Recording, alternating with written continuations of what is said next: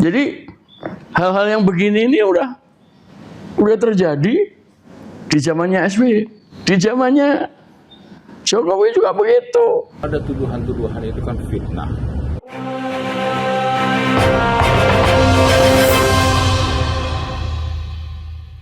Halo Sobat Daer, terima kasih Anda kembali bersama kami di channel FNF Kamis 7 Mei 2006. Semangat, tetap semangat meski kurs dolar menembus 17.400. Assalamualaikum Cak Jarod, salam FNF. Waalaikumsalam warahmatullahi wabarakatuh. Selamat pagi Cak Jarod dan pemirsa di seluruh Indonesia. Apa kabar hari ini Cak Jarod? Alhamdulillah, saya mau pasang ini tak macam baliho, cuman kesulitan mau dipasang apa dan isinya apa ya. Bahaya karena kan sekarang Jenderal Dudung kembali lagi ke pangkuan rezim dan bahaya sekali ketika ada baliho yang tidak pada tempatnya. Bukan Satpol PP yang merapikan, tapi Jenderal Dudung. Dan kita mengingatkan peristiwa beberapa tahun yang lalu. Jenderal Dudung ini saat menjadi Pangdam Jaya ini di tahun 2010, 20 ini mendapat tugas berat, mendapat tugas berat alias ngawur dari Presiden Jokowi untuk membereskan baliho-baliho FPI yang menyambut kedatangan Habib Rizik Syihab dari Mekah ya. Sekarang perkembangan apa dari Jenderal Dudung, Jenderal Baliho ini ya? Iya, setelah dia didapuk menjadi ketua KSP, dia langsung berkomentar dan mengomentari isu terkini ya, bukan isu terkini, tapi situasi politik paling kini berkaitan dengan videonya Pak Amin Rais yang menyoal tentang sikap, perilaku, dan tindakan dan juga profesionalitas Teddy Indrawijaya. Dan Jenderal Dudung terkesan sekali pasang badan untuk Teddy. Dan ini artinya Jenderal Dudung berseberangan dengan para jenderal-jenderal lain, tentu saja jenderal-jenderal yang tidak berada di lingkungan istana. Ini lucu ya, ketika Amin Rais mengingatkan, Amin Rais sama Prabowo itu punya kedekatan yang emosional yang sangat dekat. Bahkan kan Amin Rais juga mengawal, menitipkan seorang ustadz. Nah, masih ingat dengan Sambo, dia dititipkan untuk mengawal Prabowo. Jadi hubungannya dekat. Ini nggak ada yang tahu, nggak semua orang tahu, termasuk Dudung ini atau Dudung pura-pura nggak tahu. Sehingga ketika Amin Rais mengingatkan soal Prabowo bahwa Teddy sekretaris kabinet itu berbahaya karena perilaku yang menyimpang, Dudung membalas ganti, diksinya juga nggak berubah Cak. Masa jemput ini dia menyebutkan Amin Rais itu kan punya agama, artinya ilmu agama, cuman kok memprovokasi. Ini statementnya ya. Saya tahu persis bagaimana Teddy, ya, adik saya itu sopan banget dia hormat sama saya juga. Kemudian kalau ada tuduhan-tuduhan itu kan fitnah, makanya dia bisa dikatakan sangat dekat dengan agama, tapi pernyataan-pernyataannya menurut saya itu tidak benar dan bahkan memprovokasi. Jenderal Dudung ini kalau dari jawaban ini bagaimana dia membackup full dan gaspol membela Teddy Indrawijaya, itu keluar dari substansi. Yang dikritik Amin Rais apa, yang dijawab apa? Yang dijawab adalah Teddy anak saya, adik saya, orangnya santun, baik. Itu kan jawaban-jawaban yang emosional dan personal. Sementara Amin Rais mempertanyakan soal profesionalitas. Jadi jauh dari substansi dari apa yang dipertanyakan Amin Rais. Dan ini sudah gagal mestinya. Jenderal Dudung menjelaskan kepada publik ketika memberi jawabannya itu tidak menjawab substansi, tapi bukan menjawab apa yang ditanyakan, tapi menjawab siapa yang menanyakan. Kemudian diarahkan kepada sosok Amin Rais, sudah tua, orang yang beragama, tentu harus baik tindak tanduknya. Itu nggak usah diingatkan, nggak perlu dibayar pakai duit negara untuk mengatakan itu. 24 jam rakyat Indonesia itu sudah diajari moral. Ada berapa juta, ada berapa ratus ribu ustadz, ulama, mubalik setiap hari di internet, di radio, di TV sudah memberikan petuah-petuah norma kayak gitu. Jadi nggak perlu harus menjadi KSP kemudian mengajari orang, mengingatkan orang bahwa kalian beragama mestinya tindak tanduknya baik. Sama sekali bukan menjawab pertanyaan, sama sekali jawabannya tidak substansial dari apa yang disoal oleh Amin Rais. Amin Rais kan mengingatkan kepada Prabowo, calon presiden yang didukung tahun 2019, bagaimana ketika Pak Prabowo ngebrak meja anti asing mau melibas korupsi, Amin Rais langsung berdiri dan tepuk tangan. Itu kan dukungan yang sampai hari ini belum luntur, dan Amin Rais prihatin kalau Prabowo jatuh ke pelukan orang yang tidak bertanggung jawab, seperti itu kira-kira. Kalau dulu waktu menjabat Pangdam Jaya, tentu kita bisa menebak ini arah motivasi Dudung supaya naik pangkat. Dan benar tak, setahun kemudian Dudung naik pangkat 2 kali. Dia menjadi Pangkostrat, kemudian menjadi Kepala Staf Angkatan Darat untuk kemudian pensiun. Nah ini kan sudah pensiun. Kira-kira motivasi apa lagi yang ingin dicapai oleh Dudung ketika dia dilantik menjadi KSP oleh Presiden Prabowo ya? Bisa jadi Dudung nggak punya motivasi, bisa jadi dia sudah puas bersama dengan Jokowi 10 tahun terakhir. Yang keliru ini mungkin orang-orang sekitar Prabowo yang mengajak kembali Dudung. Karena selama ini kan Dudung ini juga tidak ada prestasinya, kecuali melakukan perbuatan yang bombastis, provokatif, dan memancing pernyataan banyak orang yang kemudian viral, yang kemudian menjadi pembicaraan. Dan itu kan sebenarnya sama dengan karakternya Termul. Termul itu kan mana ada ininya, isinya, veloinya, ide-idenya, gagasannya. Yang ada adalah persoalan ecek-ecek yang dimunculkan, menyerang pribadi, kemudian terjadi perdebatan terus-menerus. Itu yang terjadi. Makanya bising selama 10 tahun terakhir, dan ini kelihatannya kalau Dudung ada lagi di KSP, kebisingan itu masih akan berlanjut dan entah sampai kapan. Ini tuduhan Dudung tentang Amin Rais provokasi sama mirip halnya dengan Menteri Komdiki. Amin Rais cenderung hoax, fitnah, penyebar hasut. Ini kira-kira diksi atau istilah ini dipakai ini framingnya pemerintah. Apakah enak misalkan tiba-tiba Amin Rais juga menyebut balik, loh Anda yang menyebar hoax tentang diri saya.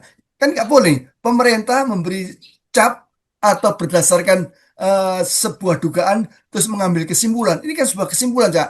Anda memfitnah, Anda memprovokasi. Ini adalah dugaan yang diberi kesimpulan, dan yang dirugikan siapa? Amin Rais, rakyatnya sendiri, Cak.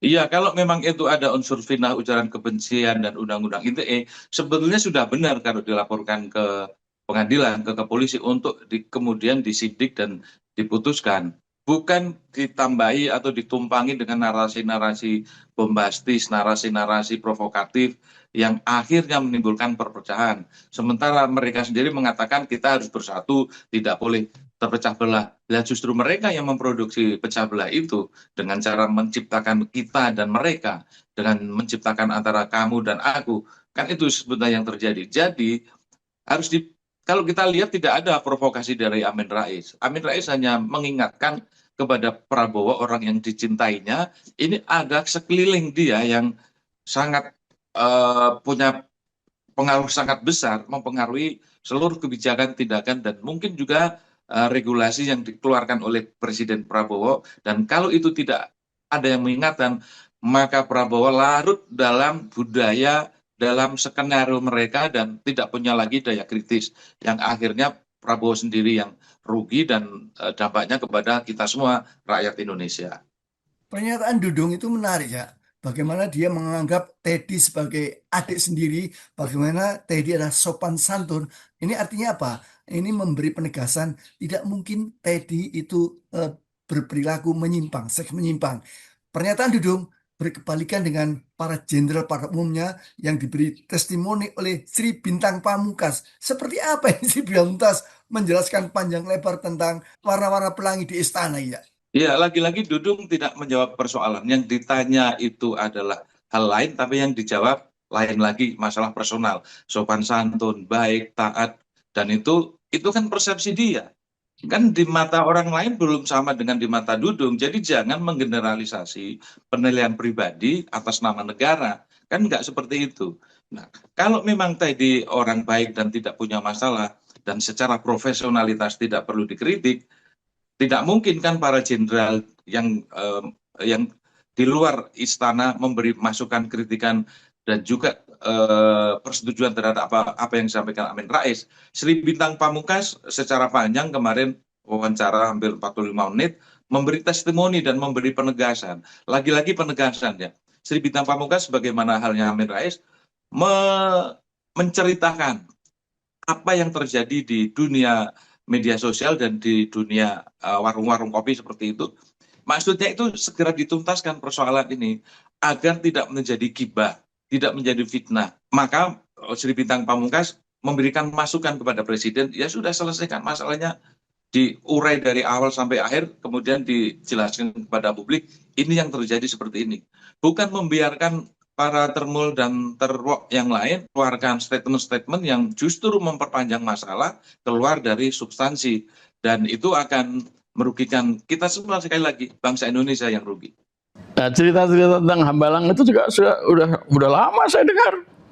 Ada yang mengatakan bahwa di Hambalang itu isinya adalah cowok-cowok ganteng. Dia menyebutkan cewek ya, cowok-cowok ganteng.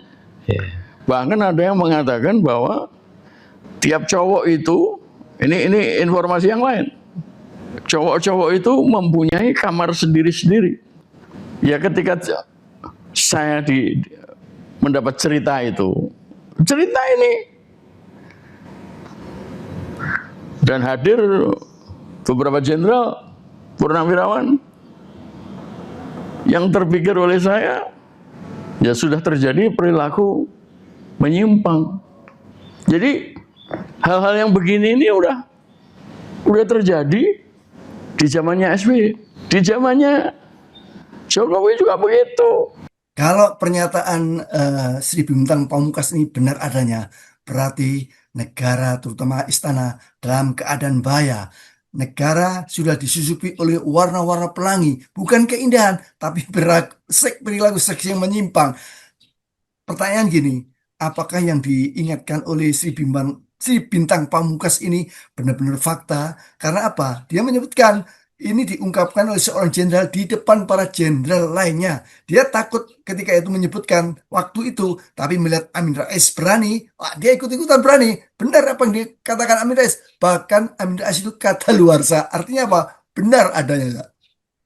Iya, sebenarnya Sri Bintang Pamungkas itu menegaskan apa yang terjadi selama ini. Dia sendiri sebenarnya ya tidak mau nanti kemudian berhubungan dengan hukum atau dijerat dengan undang ITE. Makanya dia bilang berdasarkan informasi yang masuk ke telinga saya bahwa telah terjadi bla bla bla bla, termasuk di Hambalang banyak sekali kamar-kamar yang isinya adalah pemuda-pemuda ganteng. Kan Sri Bintang Pamungkas ngomong seperti itu, dan itu mengutip orang lain, dan kita pertegas lagi hari ini. Tetapi kalau kita melihat masa lalu sosok Pak Bintang ini, memang dia orang yang lurus, jujur, tidak takut pada siapapun, selama itu benar menurut agama dan juga aturan, dia tidak peduli. Oleh karena itu, apa yang dikatakan Bintang, kita sudah selayaknya percaya, karena dia tidak ada pretensi dan motivasi yang lain selain untuk mengungkap kejujuran, kebenaran, dan juga untuk kebahagiaan bersama. Tapi kan sialnya orang-orang yang jujur, berani, dan orang-orang yang istiqomah di Republik Konoha ini tidak mendapatkan tempat, disingkirkan, dibully, kalau perlu dibunuh karakternya. Itu yang terjadi sampai hari ini. Dudung adalah Jenderal Baliho, mendapat bukan peringkat, bintang tertinggi dalam karirnya di era Jokowi. Begitu juga Teddy adalah mantan ajudan Jokowi. Kira-kira ketika saya tutup salam perpisahan ini, apakah boleh diubah ya? Apa misalnya? Diubah Hidup gimana? Jokowi! Hidup Jokowi! Hidup Jokowi! Nanti. Oke, saya jawab dulu pertanyaan yang tadi. Jadi itu kan Dudung dan Teddy itu kan bukti nyata dan terang benderang apa yang disampaikan oleh Bintang, bahwa Prabowo dikelilingi orang-orang Jokowi dan nggak bisa lagi berkutik, berpikir kreatif, bertindak sesuai dengan kehendak masyarakat. Yang terjadi ada bertindak sesuai dengan kehendak perintahnya bosnya Dudung sama Teddy Indra Wijaya. Kan itu yang terjadi. Dan Dudung nggak mungkin tidak membela Teddy, karena ini dia berada di dalam satu kolam istana, ya harus dibela. Apapun pembelaan itu, meskipun tidak substansial, meskipun tidak menjawab pertanyaan yang disampaikan Amin Rais dan masyarakatnya, yang dijawab adalah soal personal, soal romantisme, soal orang sopan, orang baik dan lain sebagainya, anak baik, anak mami dan lain sebagainya. Bukan itu persoalannya. Masyarakat kan gerah ketika Teddy melakukan konferensi pers, ketika ditanya wartawan, malah bertanya balik, pertanyaanmu usil. Bayangkan kita menonton seperti itu. Pertanyaan kamu jahil dengan gestur yang agak Melambai, melambai. melambai. Kan seperti itu sebetulnya. Apakah tidak ada dari 285 juta ini orang yang punya ketegasan? Apakah tidak ada sosok yang antara sekretaris kabinet dengan presiden harus ada jarak? Jangan jangan terlalu dekat sebagai tidak menunjukkan hubungan profesionalitas antara presiden dengan sekretarisnya. Dari zaman Bung Karno, Pak Harto, Gus Dur, SBY nggak ada sekretaris atau ajudan yang selengket itu.